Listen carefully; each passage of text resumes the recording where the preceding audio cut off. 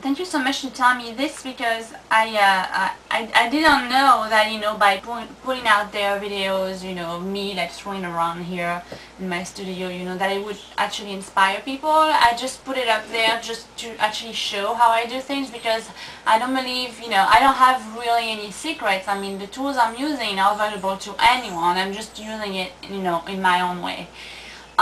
So I am really happy to hear that it actually inspires people. I think this is really a great gift to tell me that. So to answer your questions, so first of all, I don't believe it's only a man thing. I think it's an old, I don't know, like maybe an old idea that only men can record. Like, I mean, there's nothing complicated about recording. As long as you like start, just understanding how it works, it's really not hard. I don't know why people think sometimes, oh, women don't. I think a lot of girls are doing it out there. They're just not putting up videos, and then, well, there you go, my video came up and it has 50,000 views now, well, that's all. But I mean, there are a lot of people out there. I can give you some names. I mean, there's really famous, talented, wonderful artists. It's Imogen Heap, and then there's this amazing recording engineer that I had the chance to meet. Her name is Gina Saint-Fez. I actually have her book. I haven't read it yet, but I bought it because I want to see, all the advice she gives. But I can give you all these names if you want. So this, then you think it's intimidating.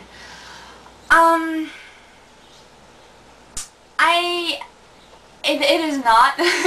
Actually, Pro Tools is so easy, it's ridiculous. It's like so much easier than, the Roland, like 16 tracks, you used to have. Maybe that even still like 5 to 10 years ago, I think people were still using this. I had one of these. I kept it just for a year, and then I had Pro Tools right away, because it was so not user-friendly. I think these machines were really not user-friendly for anyone, even guys. It's not just that girls would get intimidated by it, but even guys were like, oh my god. It's like, you had to press one button, like, and then the other one, and then the other one, all in the same time. It's like, synchronization like crazy to like actually get to put up an effect on that tiny little screen like this, yeah, so I think that wasn't good. But like now, I mean, we have that chance, we have a computer screen, it's big, you can see clearly, and I mean, everyone is used to computers now. So I mean, if you use a program to do, I don't know, even like image editing, it's like, and you use a music program, it almost has some similarities with it, just because it's a computer program. So this is one thing about Pro Tools. So really, don't be intimidated by it. It is really easy. How did I get myself rolling? Blah blah blah. I've never been to any music school. Well, first of all, I'm from France, and in France, music education is so boring. It's like so sturdy, you cannot move it. It's like, if you want to learn music, you have to go to the conservatory. I remember myself, like when I was like maybe 6 or 7. Well, first when I was 4 or 5, I would sing already, and my dad had recorded me singing like some silly French song. My dad is a musician, so maybe that comes from there too. My dad, my uncle, my great-grandpa, I don't know.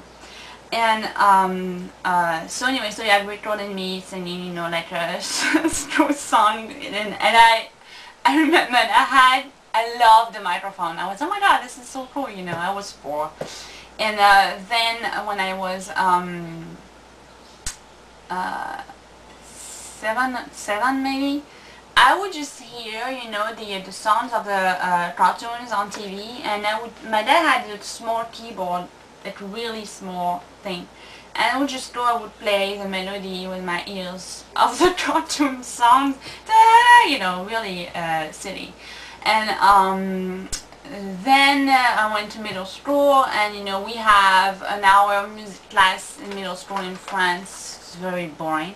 But anyway, everyone plays the flute. You know, you don't even have a choice like in the States. It's the flute, you're gonna read music, this and that. So I did a little bit of music there, I guess. And then the last year of middle school, when I was 14 or 15, I started to, I met a singer, and we started to do a cappella stuff together with harmonies and everything. That was a lot of fun. And then we gathered our own band. We were maybe 16 when we did that. And it was like electro pop stuff. It was very silly. And we did music and played together for like 4 years, I think, yeah. And I decided I wanted to actually play music with real musicians, you know. Because with the band before, that electropop band, I would mainly like sequence stuff. I forgot to say that. It's about, I'm not gonna be able to say everything. But I would just sequence all our electronic music into the sequencer, and the, you know, and yeah, and with the drum box and all that kind of stuff. Anyway, so then I decided I wanted a real band, and so I started to sing in cover bands. I did like several of them, and then I moved to the States. Right before I moved to the States, I started to compose with a friend. We composed a few songs, and I had a better idea of songwriting then. And then I moved to the States, and I had a band in the States as soon as I got here, 3 weeks after I moved here.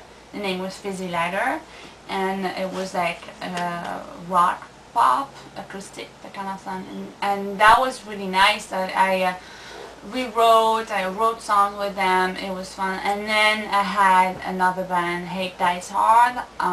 Can find videos with them. That was hard rock. That was very challenging and very experimental, progressive, you know, hard rock. I got to explore a little more songwriting and my dark side of writing lyrics.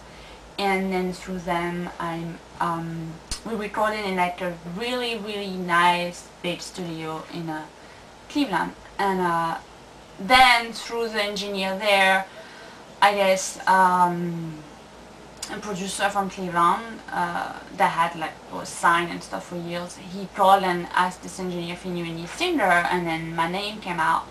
That's always nice to hear.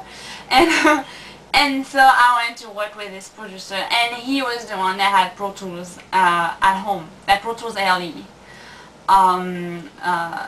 So he's the one that encouraged me. He was, this is Sean, by the way. He was just very encouraging with everything I was doing, without trying to control me, you know, and without pushing me and anything. Just, you know, very honest, sincere person, you know.